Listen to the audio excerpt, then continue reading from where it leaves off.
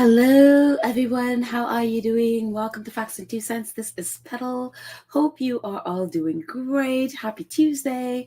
And oh my, I realized that I didn't do a podcast yesterday, so I didn't get a chance to talk about um our, I would say our faves family, second family, the Suits family, and their reunion. And of course, I wasn't around when Megan was on Suits, and or at least I wasn't paying attention to Suits. I actually did never even heard of it before until Megan, and I had never heard of Megan before. So everyone, all of the, according to them, suitors have been enjoying the reunion. This is my first time seeing them all together. Well, at least not all of them, some of them, four of them together. I think the actor that plays Rick Hoffman plays Louis Lett wasn't there, and also Abigail Spencer wasn't there. But as you can see in the small photo, it seems she was at the Emmy Awards that was happening the day before, that I was saying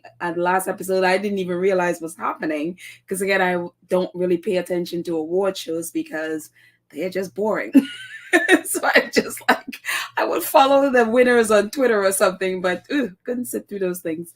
But anyways, the rest were there. Gina was there, and Gabriel and Patrick and Sarah were there, and they seemed to have a great time. And a lot of their, at least I've seen little clips of their arrival on the red carpet and all of that wonderful stuff. So they seem to have a great time, looking beautiful and fresh, and seem very excited. And I've said before, as Suits was number one for so long during the summer, one of my biggest thing that I was sad about was that they had not had the opportunity to really celebrate and really put themselves out there and promote themselves and the show, and really get all the major benefits you will normally have when you have a number one show.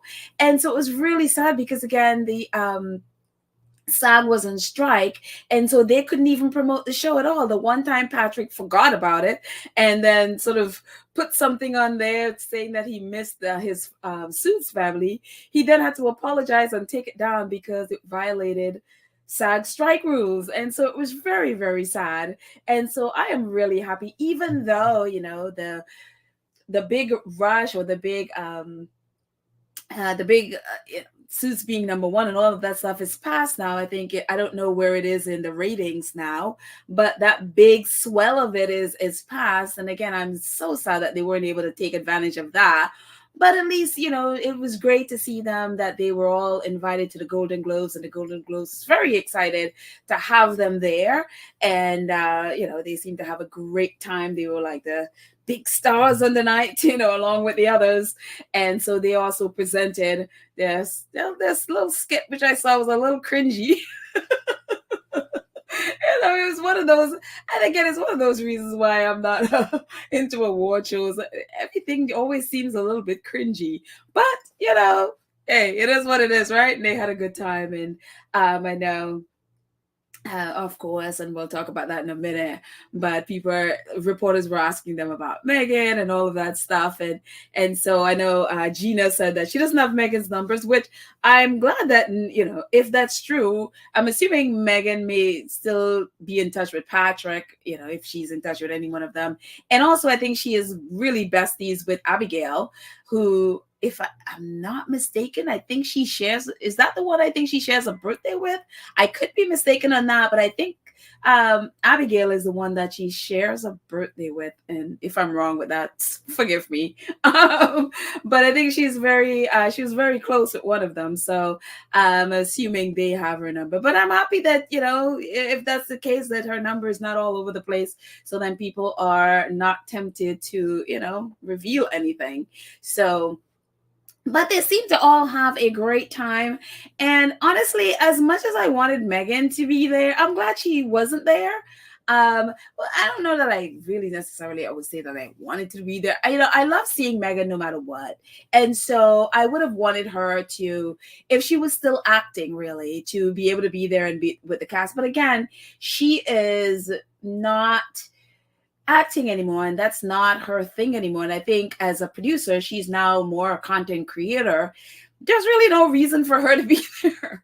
And people could be like, well, Oprah was there, and yeah, well, Oprah was promoting The Color Purple. So I guess whenever you see like producers like this or a studio executive on a red carpet, it's because they're promoting a film.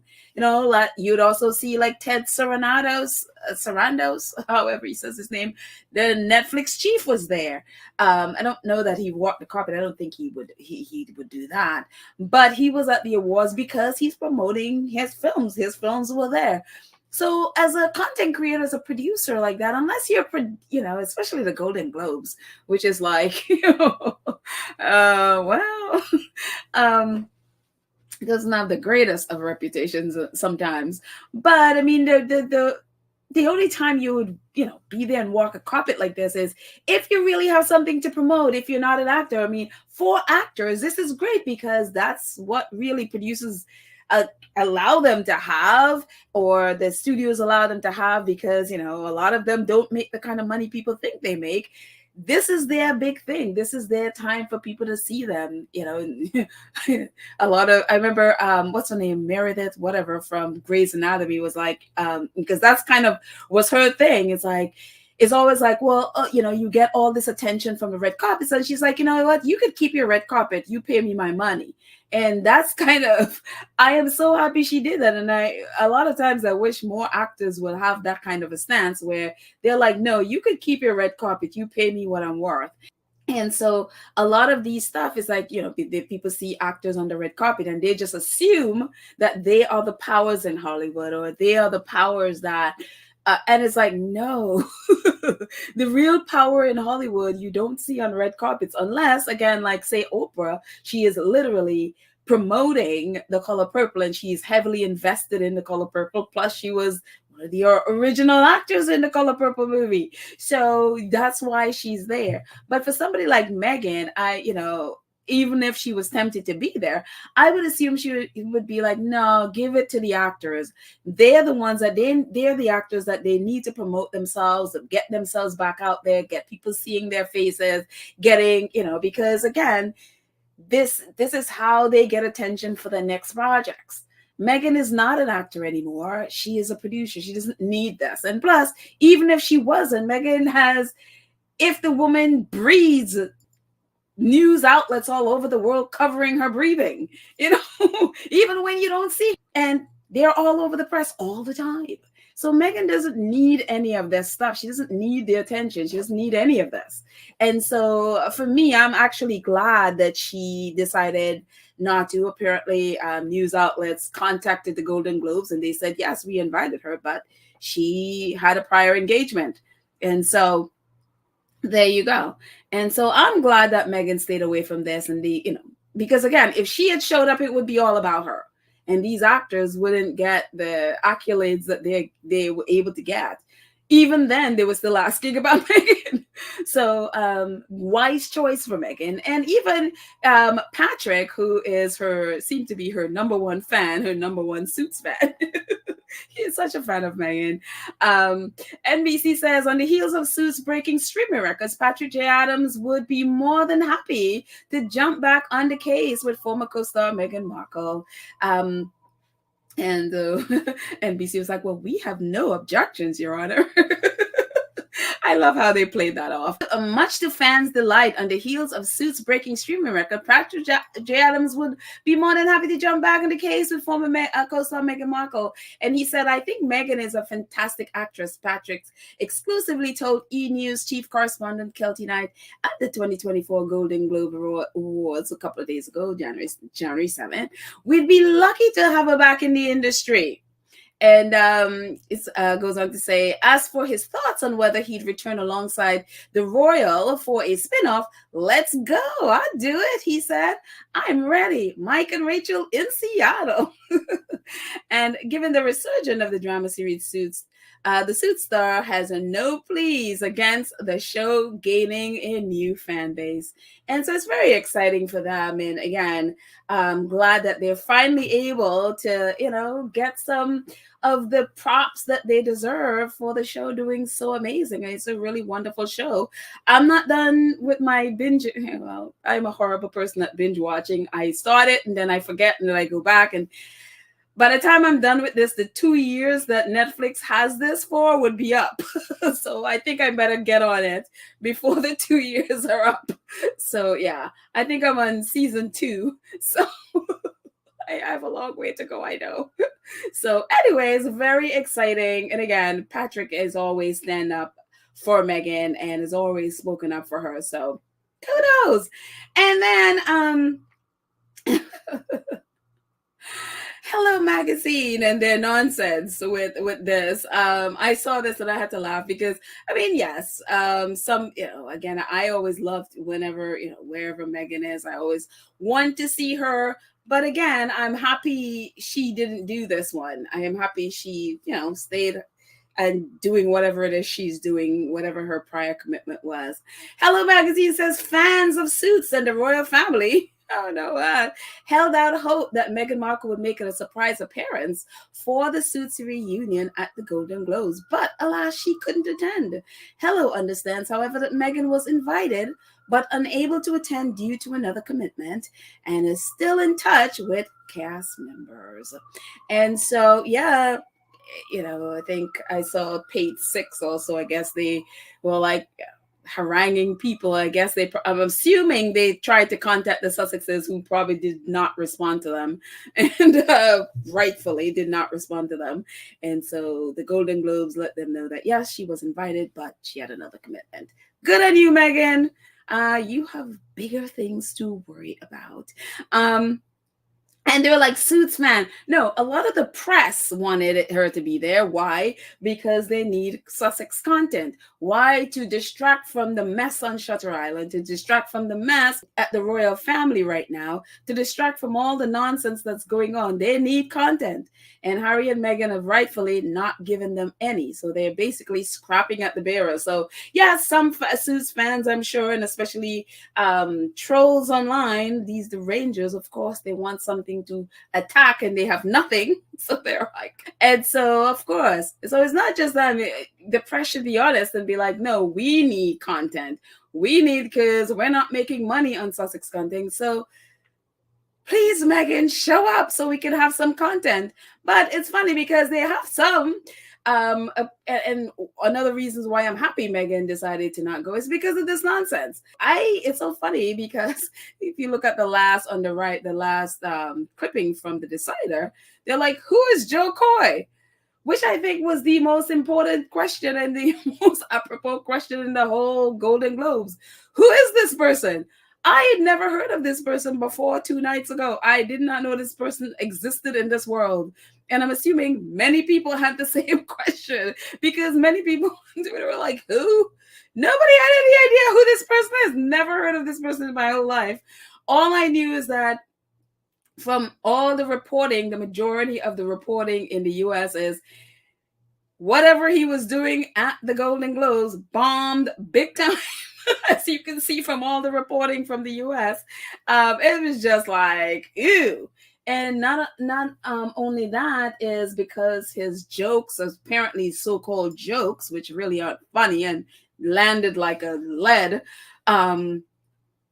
were just sexist and misogynistic and just out lies, including what he said about the Sussexes.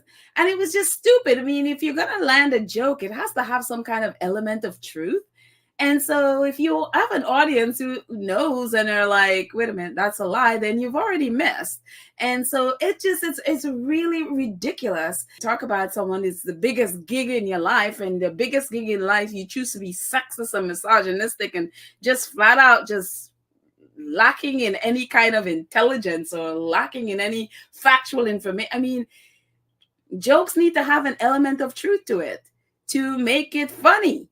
And it's just like, this is stupid, which, is if you've seen some of the memes, especially the Taylor Swift meme, because he insulted her while she's sitting there and insulted Barbie, which is one of the biggest films of the year and up for, I guess it was up for Best Picture or whatever. And you have the director and actors right there and you insult them. I mean, why would you think that would be funny? Why would you think that would be funny? And it just, it's just unbelievable. And so as you can see from the U.S. outlets, they weren't sparing in their criticisms of him. They were not, they were talking about it was like watching. It's like Golden Globes host Joe Coy disaster monologue. It was like witnessing an accident in slow motion, you know. And then when his jokes bombed, according to the rap, it says Golden Globes host Joe Coy goes off script as monologue bombs. Yo, shut up. And that's what he was saying, because people were, I guess, groaning over his bad so-called comedy. And so this is, as you can see, this was the reporting from the US, and they were not feeling it, but they were like, no, dude. But you go over to Shutter Island, and again, this man was insulting Barbie, the biggest film of the day. Taylor Swift is sitting right there, he's insulting them. All of these people he's insulting, and people are just cringing and just not into him. He's being killed in the press because everything bombed. But what happened in the UK? This is the UK reporting. Harry and Meghan rose. They were mobbed. They were brutally mobbed. Oh my goodness. Harry and Meghan humiliated. Oh, it's just unbelievable. I'm telling you how the UK thinks, how America thinks, and how they see things. It's like so markedly different. And how they report on things is so markedly different. As you can see with American, what the press says, and all of the British press is how this tragedy has befallen the Sussexes because they were brutalized and savaged by a comedian who basically bombed. And so when they figured out that wasn't quite landing, because the American press wasn't gonna be playing this nonsense, and they were not into this, it's all about Harry and Meghan and how this Hollywood is now laughing and mocking them. The narrative changed really quickly, and all of a sudden it was like, Prince Harry and Meghan Markle are fair game, but Joe Coy crossed the line by targeting the royals. And it was just like, I guess the whole Harry and Meghan being killed, it wasn't really playing out as you planned, and American press wasn't going along with it. And all of a sudden it's like, let's be shocked and outraged. They talked about our royals? The Daily Express, Golden Globe host, hung out to dry after distasteful comments, I guess. After distasteful royal family did. Golden Globes host Joe Sparks outraged for mocking the royal family. This is the same press, before they realized that the American press weren't playing along with the Joe Coy's only target was the Sussexes, and therefore the world should be. When they realized that's not playing out, all of a sudden it's like, let's change the narrative. Let's gin up outrage, because how dare this ridiculous man who nobody really has ever heard of attack our royal family. And I'm like, oh my goodness, I had to laugh because it was just so ridiculous. It was just so ridiculous. And, of course, Joe Coy having to deal with the fallout of it. Variety writes, it says, Golden Globe host Joe Coy confronts bad reviews, admits Taylor Swift joke was weird and flat. I'd be lying if I say the backlash doesn't hurt. Well, it should hurt. It should hurt you. And I heard, sayonara to your career, really. He's claiming that, he'd like to come back and host the Golden Globes again. I don't think so, dude. I don't think so. And now is the complaint like, I only had 10 days to do this. And all the excuses. I'm like, this is your biggest gig. And I heard, Whitney, what's her name? Whoopi Goldberg and the View people I saw a little clip of the View yesterday where they were like, but he's a really nice man. He's such a nice guy and all of that stuff. And I was like, look, when people show you who they are, you have to believe them. This is his biggest gig. He knows that millions of people around the world are going to be watching this. And this, your biggest gig, you choose to be sexist. You choose to be misogynistic jerk in front of a worldwide audience, picking on women who are in a bigger position than you, a higher position, and a more powerful than you, and you're trying to destroy women who have been at the backbone of the industry, and you couldn't read the room. If this is what you're going to do with the biggest moment, then I'm sorry, this is not a nice person. So no amount of Whoopi Goldberg and the idiots at The View claiming that, oh, he's such a nice guy. And this was a bunch of women claiming how this man who literally sat there on national TV or wherever it was broadcast, bringing down women, and they're going to be trying to convince people that, oh, this is some kind of a nice guy. I mean, seriously, Whoopi and the others on The View, you really need to just stop.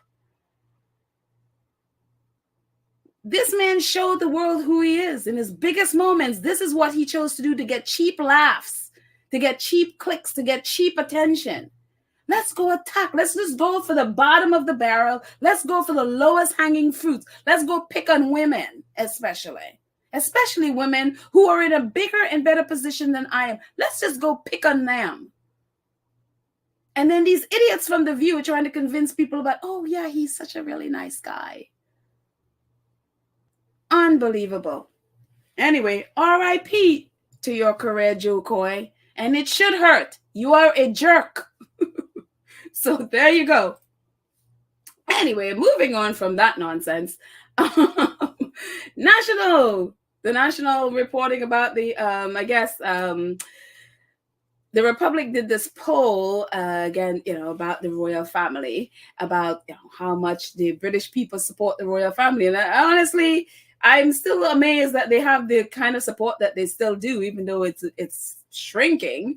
The National says the support for the monarchy has fallen under 50% for the first time in the UK. A new poll was found. The Savanta research described as huge by the Republic shows the monarchy is losing support fast. I say not fast enough, but that's just me. Campaign group Republic commissioned a poll by Savanta on the royal family under the reign of King Charles, who was crowned last year. It found that the monarchy is rapidly losing support, with fewer than half in all age groups under the age of 55 preferring the royals to an elected head of state. When asked if they prefer the monarchy or an elected head of state, just 48% said they would prefer the royals. Meanwhile, a third, 32%, said they would like an elected head of state, with a large swath of don't knows. Republic CEO Graham Smith said the results show that the UK desperately needed to discuss the future of the royal family and the head of state, particularly in light of Prince Andrew's recently being mentioned in the Epstein files. This is huge. Royalists have spent years saying that the monarchy has the support of the country. That's clearly no longer the case, Smith said.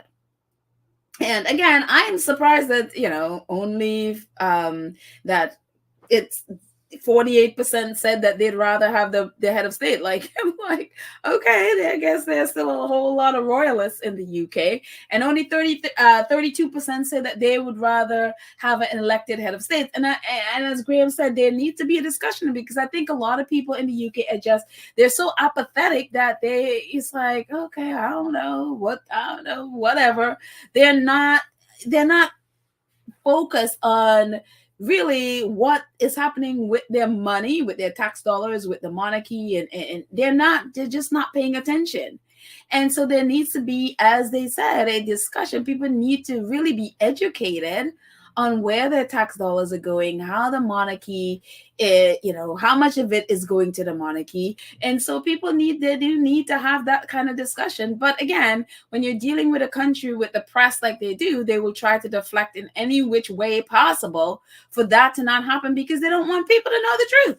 And people aren't curious enough to really do their homework, and they're not curious enough to do fact check what they read in the papers. And so there you go.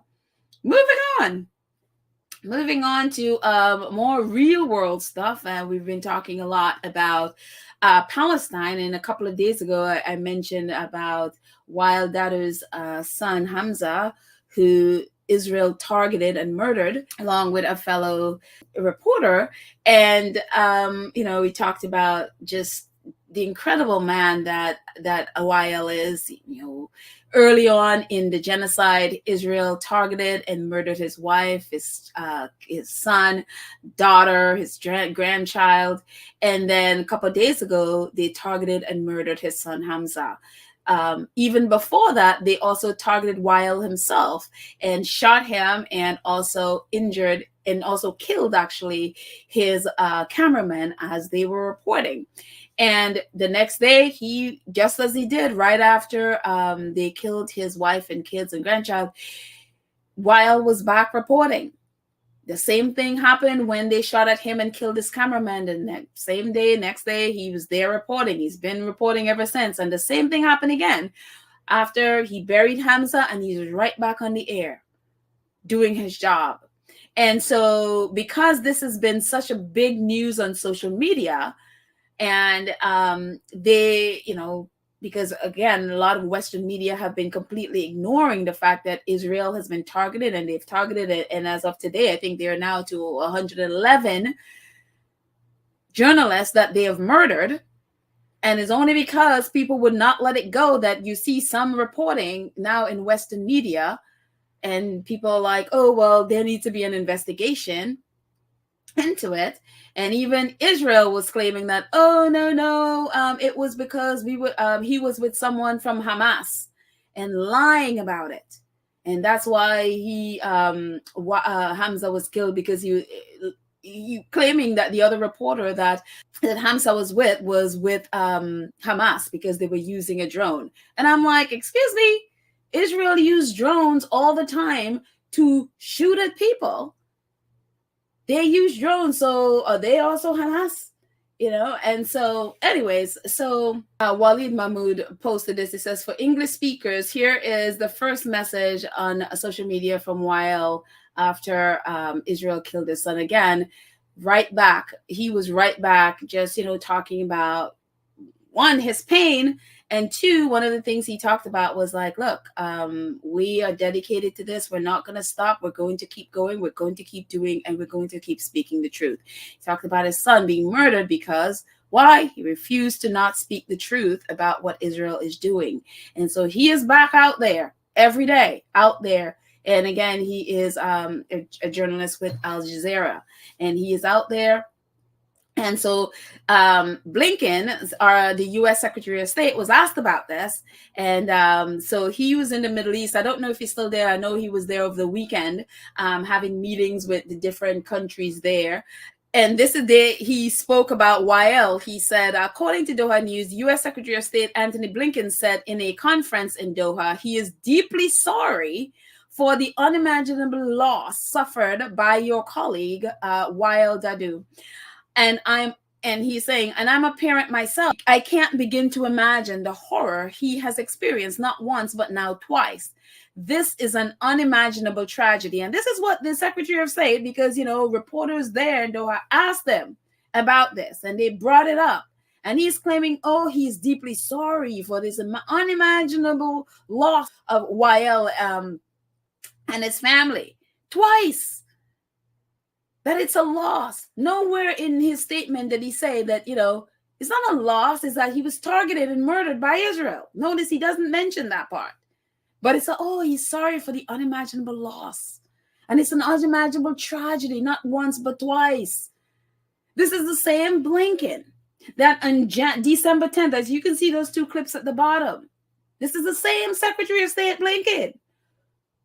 As you can see from the Hill article at the bottom, Blinken defends rare move of bypassing Congress to send weapons to Israel. As you can see at the bottom, Secretary of State Antony Blinken on Sunday defended Biden administration decision to bypass Congress and send ammunition to Israel. That's on the 10th. And if that's not enough, Secretary of State Antony Blinken invoked an emergency authority that bypasses the standard congressional review for arms sales. As you can see in the headline, Blinken, the same Blinken, approves emergency arms sales to Israel. This is the same man who sits there in front of journalists claiming he is deeply sorry at the unimaginable loss.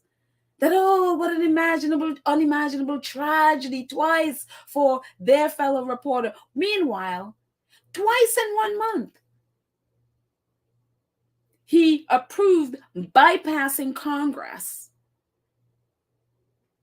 to send weapons to the very people that murdered Wael's son. His, not only his son, his whole family. He now has just his daughter.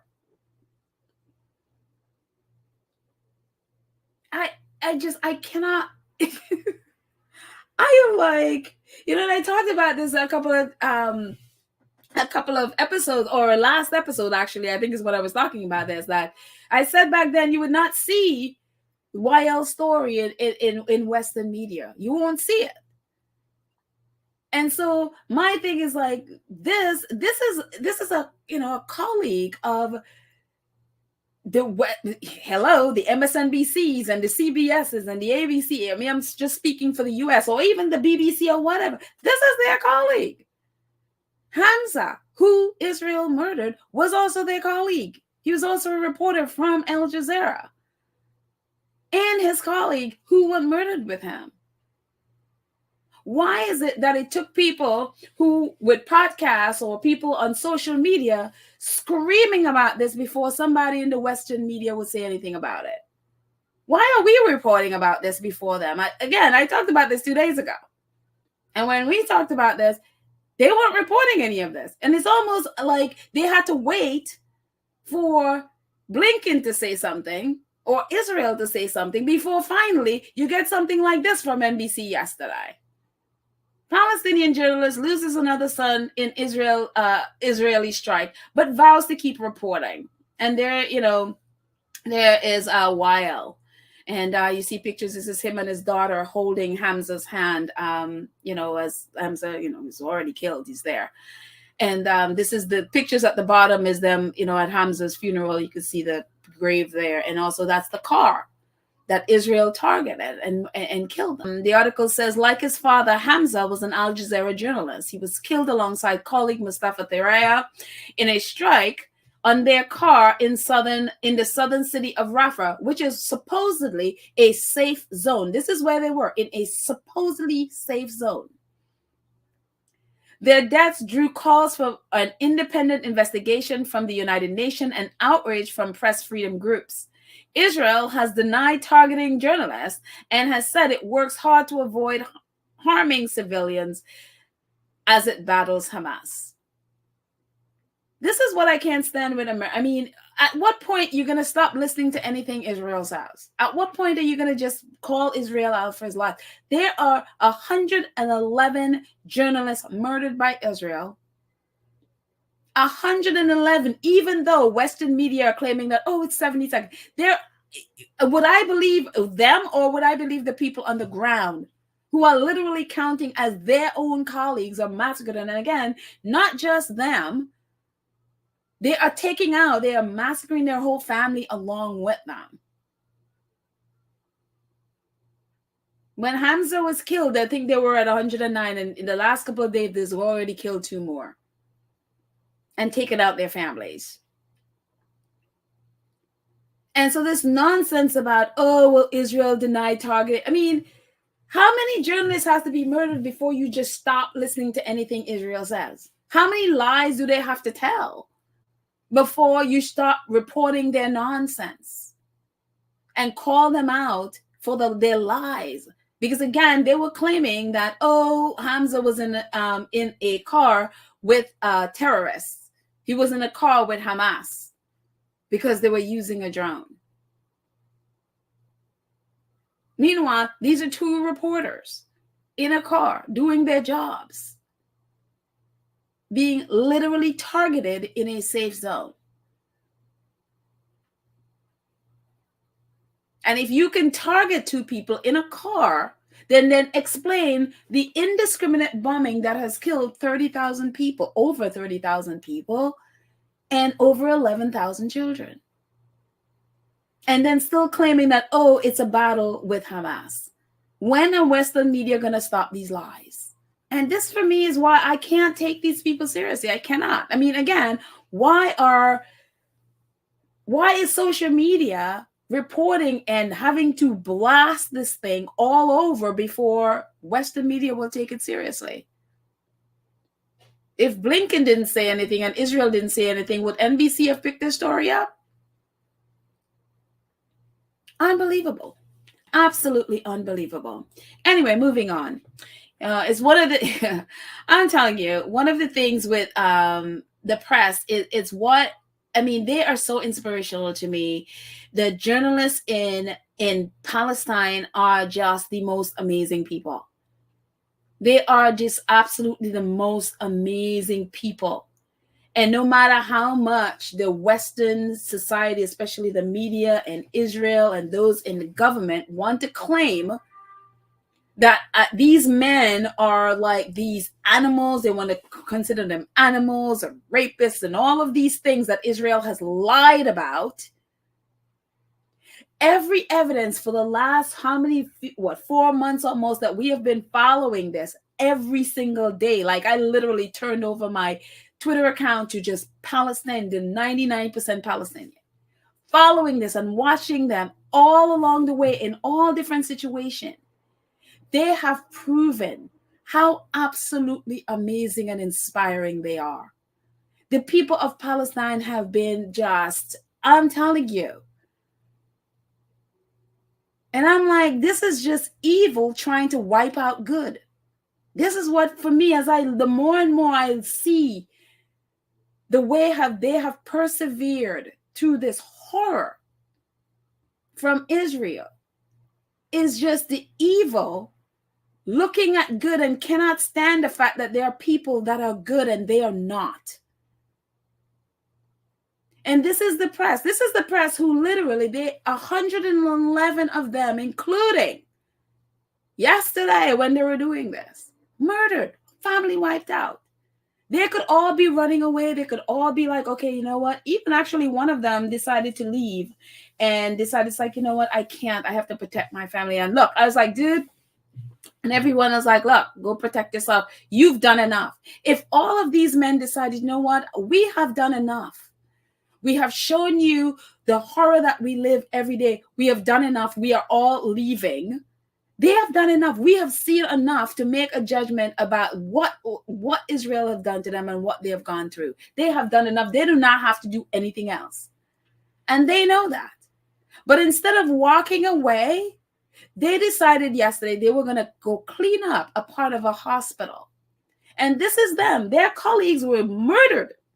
And here they are. Instead of running away, they all decided, let's go clean up a hospital.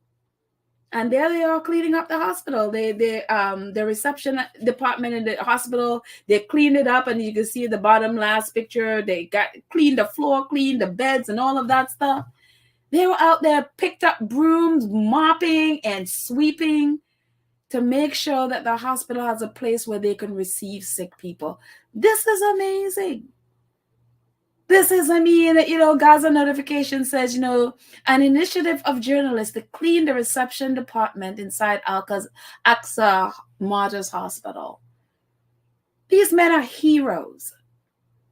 Western journalists, I cannot call y'all journalists.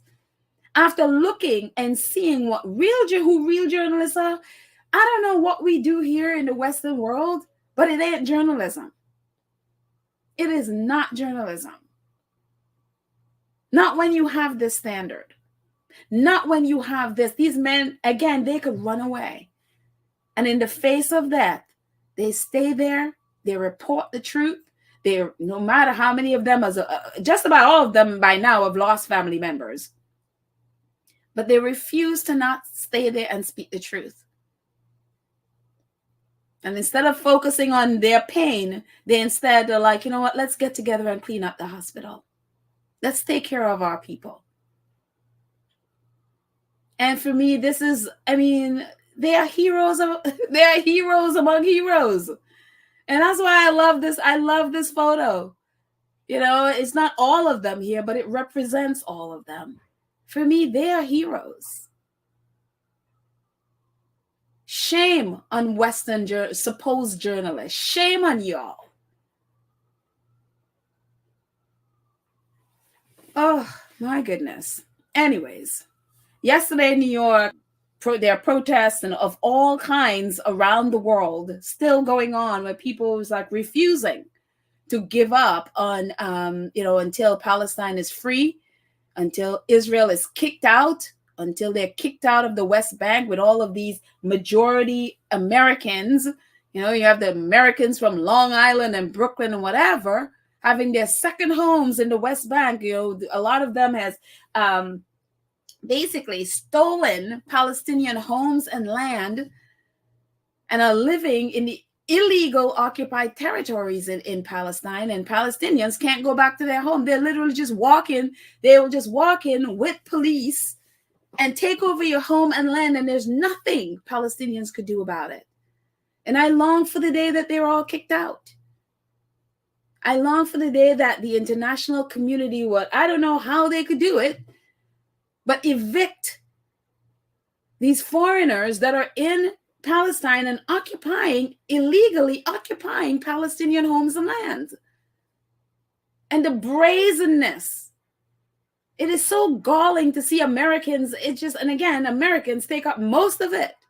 Thousands of them have homes, and usually they're second homes in the West Bank. Meanwhile, Palestinians who own and build those homes and lands can't go back to their homes and lands because, Israel has occupied it. Anyway, so in New York yesterday, pro-Palestinian demonstrators on Monday blocked entrances to the Brooklyn, Manhattan, Williamsburg bridges, as well as the Holland Tunnel, disrupting rush hour traffic as they protested Israel's bombardment of Gaza and called for a ceasefire. And kudos to them. Kudos. I only learned about it when it was happening, and I was like, kudos to them. They were blocking everything. And of course, New Yorkers, if you know, when you block the tunnel, New Yorkers will go crazy when there's any kind of disruption in traffic. It is a mess, especially with the tunnels. And it's just like, it was a mess. And I was like, kudos to them. I know, one of our squaddies was like, how could they do this? And I'll be like, do they understand? I was like, well, I live in New York and I completely support them. I don't care what your inconveniences are. There are more important things in the world. People are getting murdered. There are more important things in the world than are little inconveniences, whether a bridge is blocked or a tunnel is blocked. Fine, sit there for 5 hours. I don't care. And I don't think she appreciated my comment, but I was like, I cannot be upset, for our little inconveniences when people are being murdered. I'm sorry. You have to sit there in traffic if that need be. But kudos to these protesters on the bridge and on the bridges and tunnels yesterday. These are some of them all over. And of course, they got arrested, obviously. They were peaceful protests, but then they backed up. But that's the thing. I even have one of them, one of our squaddies saying it's not right that they do that they should do it, where Biden lives. She was going to support, but then she cannot support it because she is inconvenienced. And I'm like, you can't support people who 30,000 of them are dead, and including 11,000 children because why? You're inconvenienced? I mean, that's the kind of mentality we have sometimes. Oh my gosh, can you protest? And I support the movement, but can your protest not be in my neighborhood? Can your protest be in a place where it's convenient for me? Like, the point of a protest is so that it's inconvenient. That's the point of protest, to disrupt. That's the point of why you protest. Protests aren't meant for your convenience. It's not meant to be in a time when it's convenient for you. And if you can't support people who are being massacred, then you could keep your support. If it's only, you can only support when it's convenient and when it's not in a place that bring any inconvenience to your life, then you can keep your support. But I support, and I fully support every one of them putting their safety, their freedom, and all of that underline, and I've been to a lot of the protests here in New York, and I was like, look, there comes a time when people, and you see people are being, and you're aware, and again, a lot of us were just not aware of what was happening. But when you become aware of it, then you do something about it, whether it's convenient or not, because there are more important things in this world than our convenience. So kudos to these men and women for being out there. It's freezing yesterday, being out there and putting themselves on the line and putting their freedom on the line, because again, they're blocking traffic, so they'll get arrested. And for the people of Palestine. So the protest continues.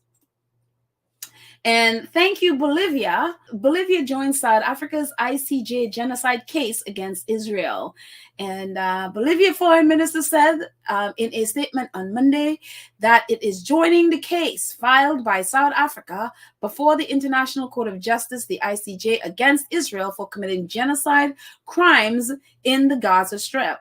Bolivia praised South Africa's step in accordance with its commitment to the Genocide Convention, considering it a historic step in defense of the rights of the Palestinian people and the Palestinian cause, stressing the need to support this initiative by the international community.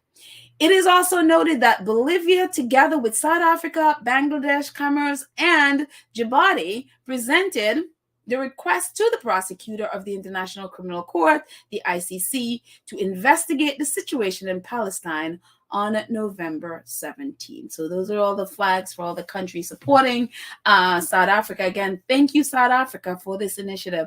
The case is going to be heard this week, actually in 2 days, on Thursday. I think Thursday and Friday it's going to be heard, and I think it's going to also be broadcast. So I'm going to be watching it. Hope you will as well. But thank you, Bolivia, and all others who are coming to the cause. Again, I look forward to the day Palestine and every other nation that is under this kind of occupation will be free.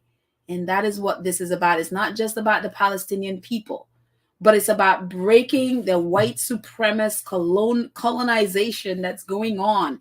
This is the same, it's happening all over. And so we have to be aware and support where people are fighting against it. It's, we could be like, oh my gosh, it's not in my country. Yeah, right. It's not in your country yet. It's not there yet. So if they continue this and they are able to colonize and completely ethnically cleanse Palestine, you think it's going to stop in Palestine? No, it's not. It is not going to stop there. So it's incumbent on all of us to make sure that it doesn't. So anyways, thank you, Bolivia, South Africa, and all the countries that are supporting them. And finally, Misan. Misan is, the after is doing great. He wasn't even at this award ceremony, but he posted, OMG, we won the Hollywood Critics Association Award for Best Short Film against some remarkable nominees. I can't believe it at all. Thank you at the HCA Awards, and congratulations to all the amazing souls that brought their labor of love to life. Whoa, Astra Awards. So kudos to Misan and the After. That's David Oyelowo, who is the star of the After. So fingers crossed that he will be nominated for an Academy Award as well. So fingers crossed, it's shortlisted, so we will see. So anyway, that's it, guys. Thank you so much for watching. Thank you to our awesome moderators, Lydia Church Nelly, Karen M, Cookies and Cream, Black Queen. You are awesome. Thank you for your support and for moderating, and to our amazing 2 Cents crew who support the channel on a monthly basis. You are awesome. Thank you so much. And all of you who support in the chat, who support via PayPal and Cash App, thank you all so very much. I appreciate it. Thank you guys again. I love you all, and I will chat with you later. Bye.